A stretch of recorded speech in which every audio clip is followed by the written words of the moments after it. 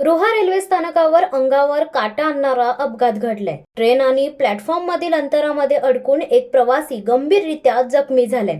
त्याला उपचारासाठी रोहा तालुका रुग्णालयात दाखल करण्यात आले। रोहा येथील शासकीय रुग्णालयात त्यांच्यावर उपचार सुरू करण्यात आले आहेत। प्रेम प्रदीप कांबळे, वय वर्ष 25, राहणार म्हसळा असे जखमी झालेल्या तरुणाचे नाव आहे। याबाबत सविस्तर माहिती अशी की रोहा रेल्वे स्थानकात दिवा सावंतवाडी पॅसेंजर मधून पडून तरुण ट्रेन व फलाटमध्ये अडकून जखमी झाल्याची घटना घडली।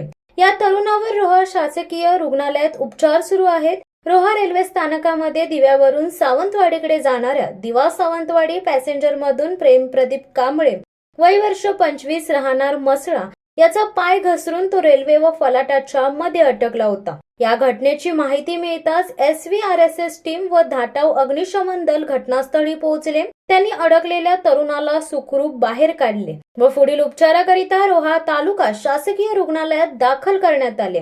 प्लॅटफॉर्म आणि रेल्वे स्थानकामधील अंतराकडे लक्ष ठेवा अशा सूचना सातत्याने रेल्वे स्थानकांवर देण्यात येत असतात, त्यावर लोकांनी लक्ष देणे महत्त्वाचे बनले। यापूर्वीही अनेकदा रेल्वे आणि प्लॅटफॉर्म मधील अंतराचा अंदाज न आल्यामुळे अनेक अपघात झालेत।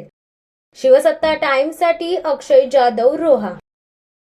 दे धडक बेधडक वृत्त देणाऱ्या आपल्या शिवसत्ता टाइम्स न्यूज चॅनलला लाल बटन दाबून सबस्क्राईब करा आणि बेल आयकॉनला क्लिक करायला विसरू नका।